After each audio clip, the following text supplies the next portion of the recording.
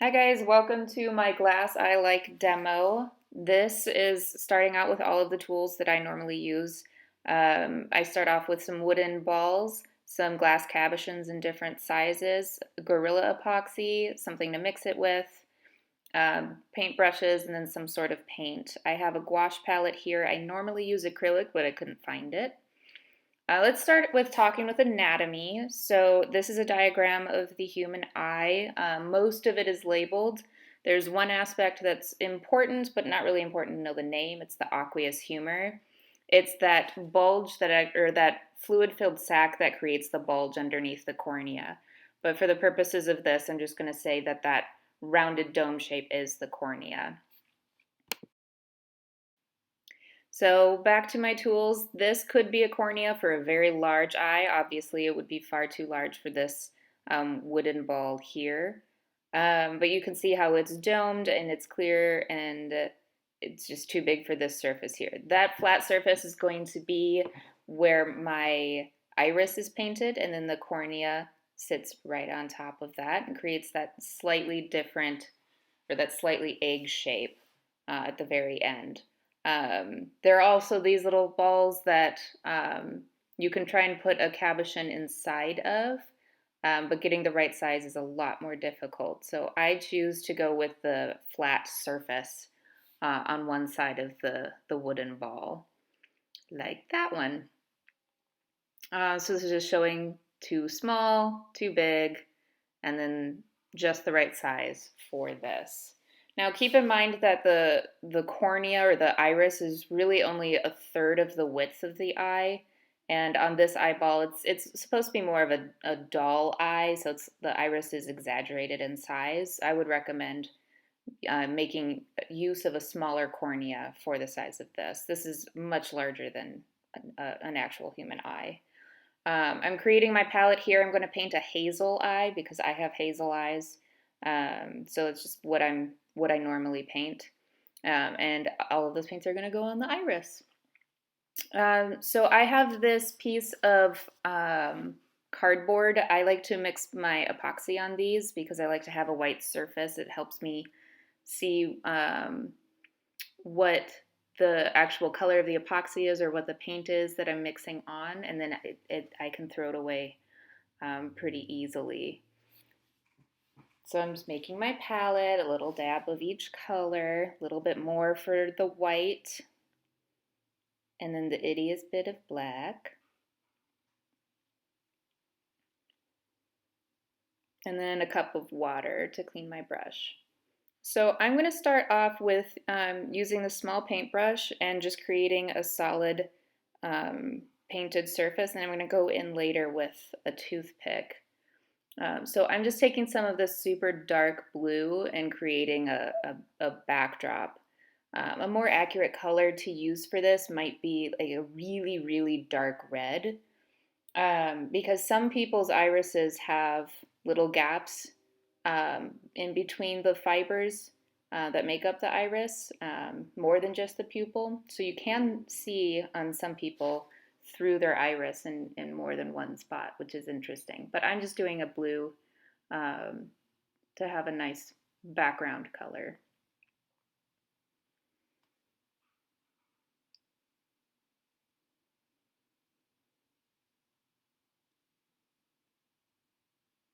And once I get that background color, I'm then going to go in with a couple of different colors and just create these globs of paint. I'm not trying to be super detailed with this. I'm just trying to lay down a whole bunch of paint that I'll then mix with the toothpick. So I'm really loading up my brush and then just kind of twirling it off of the bristles. And you can kind of see how there's a lot of texture in there. I'm just adding a bunch of different colors, some green in the middle, and then I'll add a little bit of the golden color, some of the crimson, and then a little bit of that darker blue, some black, and the white. So you can see here, I've zoomed in. I'm just globbing on different colors.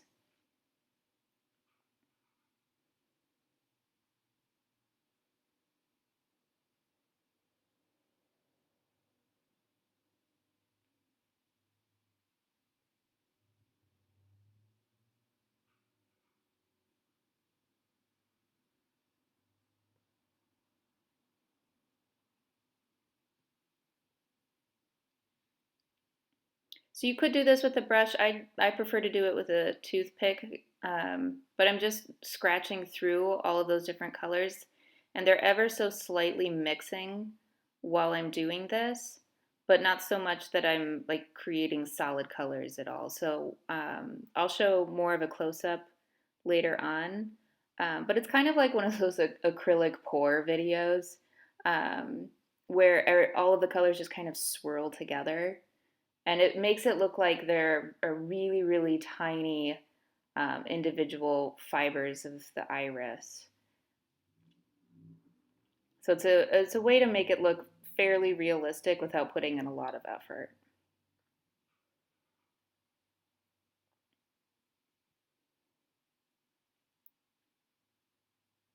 I'm adding a little bit more paint as needed.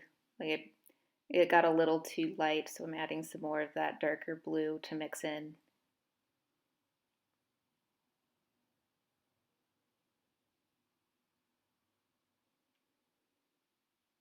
And once I get the iris to the point where I'm happy with it, I'll let that dry and then come back to it maybe a few hours later the next day and paint the rest of the eye. So you can see how all those colors kind of mix together.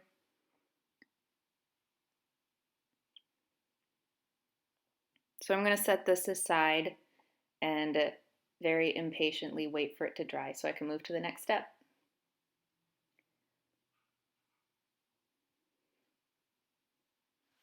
For the purposes of this video, I'm going to go ahead and move very quickly. So the next step, I will paint the sclera and just a base color for the sclera, which is the white of the eye. And it's not actually white. It's kind of like a gray, bluish, periwinkle, lavender. So I'm mixing the tiniest bit of black into the white, the tiniest bit of crimson, and then the tiniest bit of blue to get like a really, really light, muted lavender color.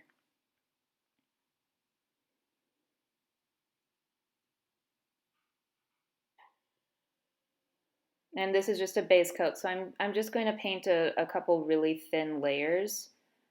One to get a base color, but then also to seal the surface of the wood ever so slightly with the paint. So I'm using a bigger brush to do this, adding some water so I get a thinner application. And making sure not to paint any of this over the iris.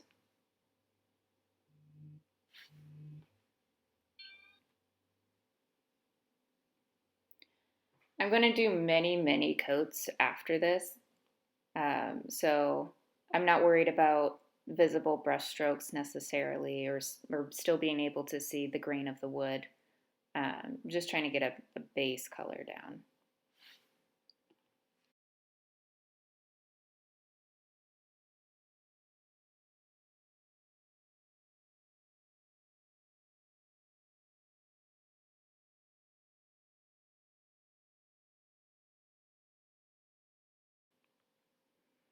So you can see this is the starting of the eye.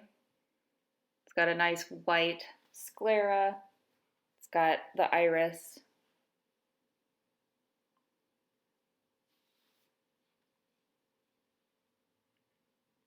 Just doing another coat. Why not? Waiting for that iris dry. I really can't move on to the next step until the iris is dry. So I'm killing time and using up the rest of this paint that I mixed up.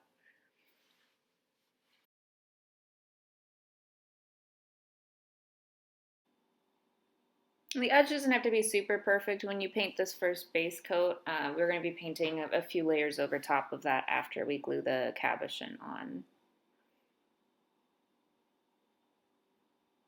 So this is my cabochon once again. That's going to live right on top of the iris once that dries. So I'm going to set this aside, let it dry overnight because the paint's a little thick, and we'll get back to it the next day. So it's the next day, the iris is dry. We're going to go ahead and glue this cabochon on. It's going to take the place of both the cornea and the aqueous humor. So you can see how it changes that sphere. It completes the sphere but adds a little bit more body to the cornea. I'm going to use my Gorilla 5-minute epoxy. It's going to do I'm going to use this for 2 different points, or at 2 different points of this. The first is gluing the cornea on, and then also later creating a wet surface over the entire surface of the eyeball. It's a brand new epoxy, so I always do a first little squeeze just to make sure that both chambers are pouring, and then I mix in a second gob, and that way I get a nice even 1-to-1 ratio of the resin and the hardener.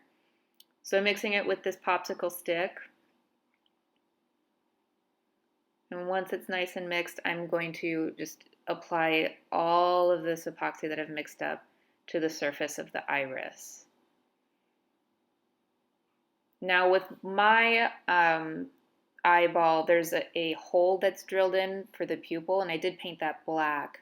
I'm not sure if I don't think that was in the video, but I'm going to use this toothpick to make sure that there's no air pocket in there. That way there isn't just suddenly this weird air bubble in the middle of the pupil. So I'm getting all of that epoxy on, leveling it out, making sure that it's filled inside of that hole for the pupil. And then you can take a light flame or a heat gun to pop any air bubbles that are in the epoxy. If it's a really thin epoxy, this isn't a good example of that. But you can breathe hot air on it. I don't recommend doing that though, because epoxy is pretty fumy. If you don't have access to any of those and you don't want to breathe on it, you can take a toothpick and try to coax the air bubbles away.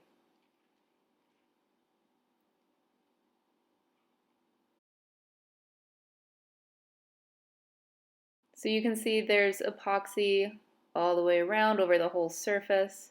I'm taking my cabochon, I've made sure it's nice and clean, there's no fingerprints anywhere, setting it on top, making sure it's centered, and then just pushing straight down. And I want some of that epoxy to ooze out the sides because that'll help me create a more seamless transition. And then just like a plumber with caulking, I'm taking a tool. I could use my finger, but this popsicle stick is here, and I'm just trying to clean up that bead of epoxy that oozed out. And so it's a nice transition between the cabochon and the eyeball.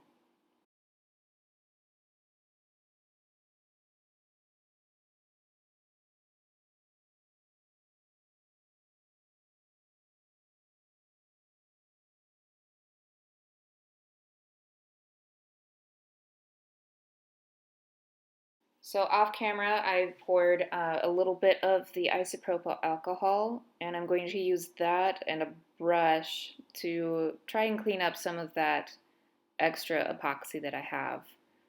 This is where it's really nice to have or to use acrylic rather than gouache. The gouache tends to rehydrate and suddenly become paint and want to be brushed around again, which is a little bit annoying. And the acrylic just stays in place after it's dried.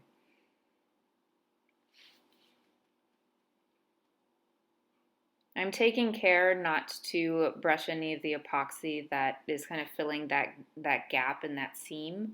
I'm really just focusing on removing any that's just on the surface of the sclera that has left some texture that I can't paint over.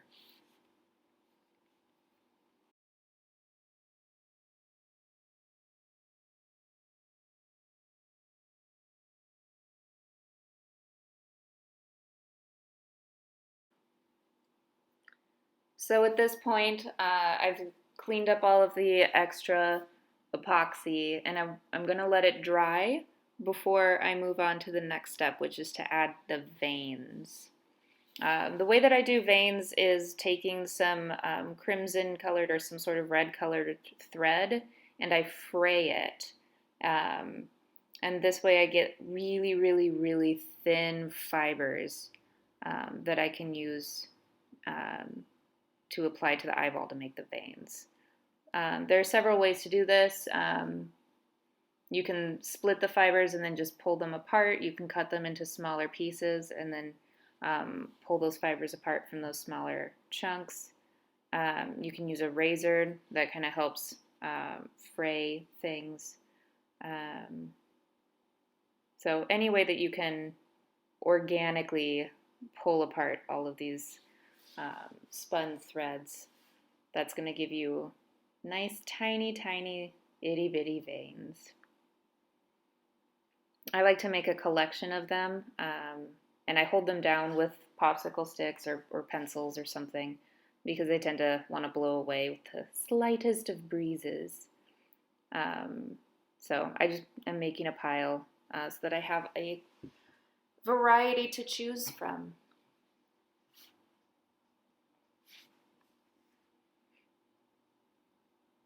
If you're having trouble separating the threads, you can always unwind them first, and that'll help you find the gap in between the two threads. And it also reduces the friction that's holding those two threads together.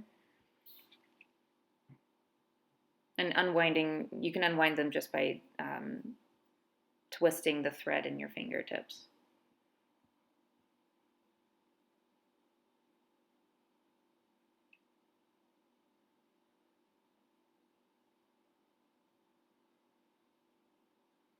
And you can see I split it once and then I'm going back in and I'm splitting it a second time. So the majority of these veins are like a fourth or an eighth of the thickness of a regular piece of thread.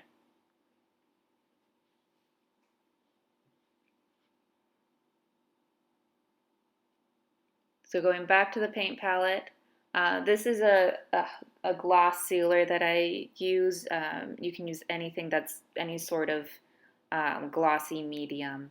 I'm sure Mod Podge probably works exactly the same as this. This is just a watered down version that I then add to my white paint. And I'm watering down both the paint and the sealer. So that I'm just getting a nice even wash over top of the threads as I'm applying them. So I'm going to first go in and apply a layer of this paint and sealer mixture.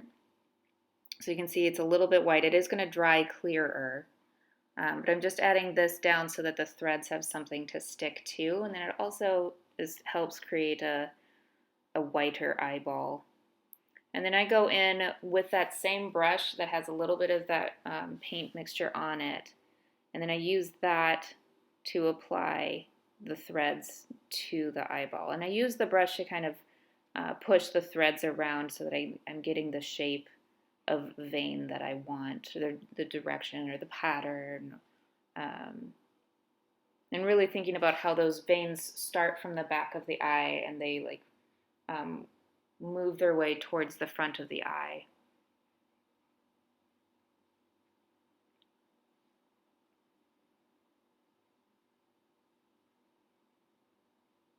And because this mixture dries clear, I'm not worried about painting over top of the threads at all. It actually helps make them look like they're inside of the eye rather than just sitting on top of the eye if you're adding a light wash of this white color over top.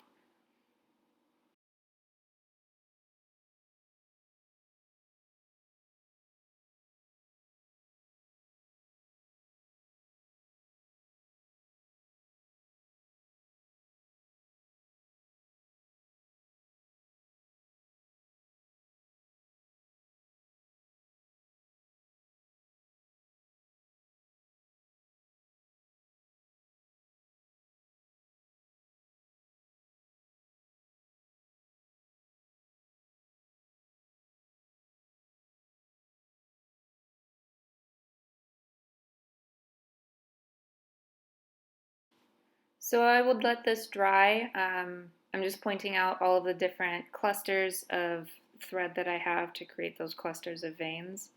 Um, I'm also very carefully painting close to or over the glass cabochon.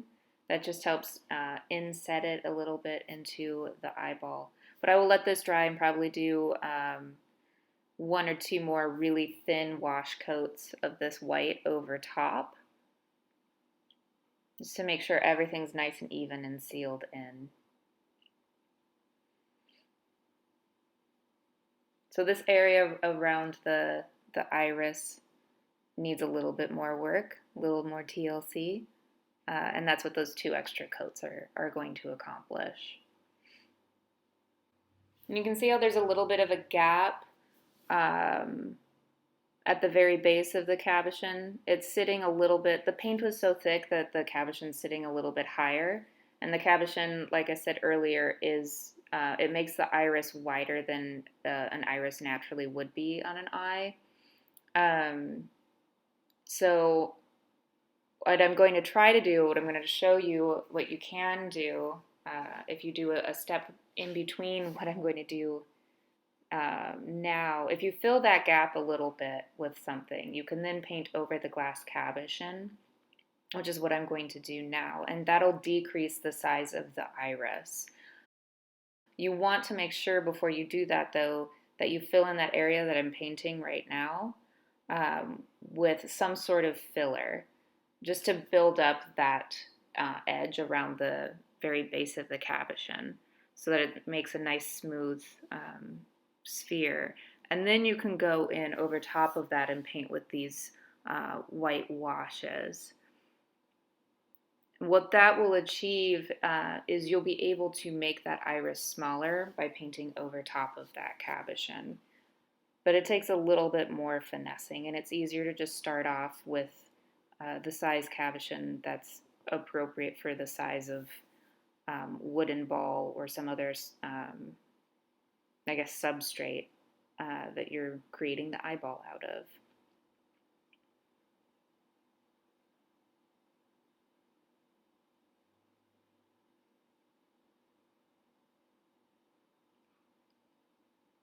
Doing this creates a more realistic eyeball if you're painting over the cabochon ever so slightly, or if you have the cabochon inset into what the eyeball is made out of, because your iris is further back from the surface of your eye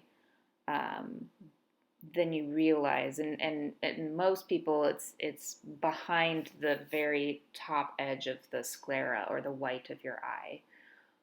So if this transition on the edge were a little bit smoother, then I've created in this very hurried demo, having this iris set further back visually is going to make it look deeper and much more realistic.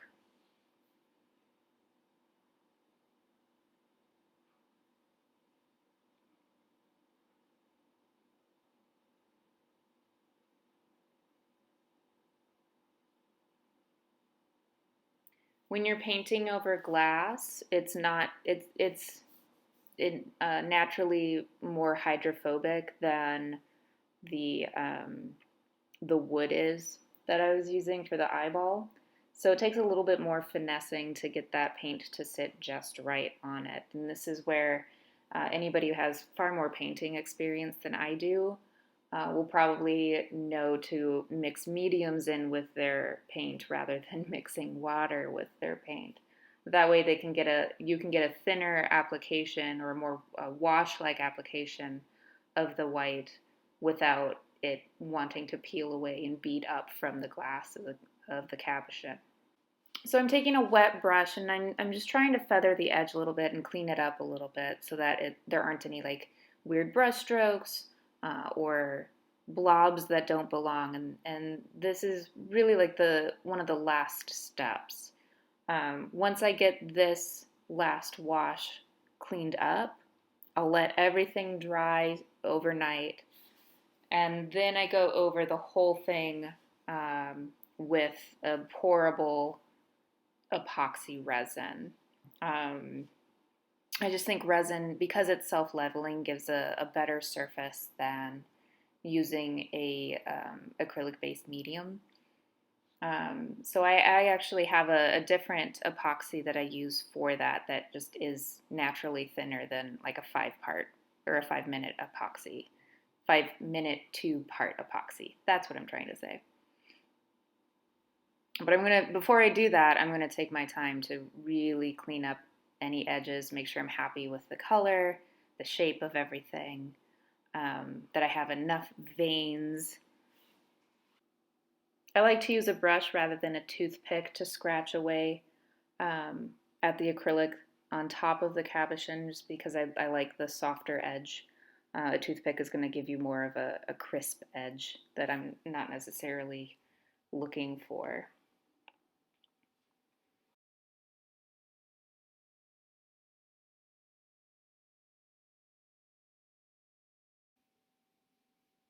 So this is the point where I call it quits. I let everything dry.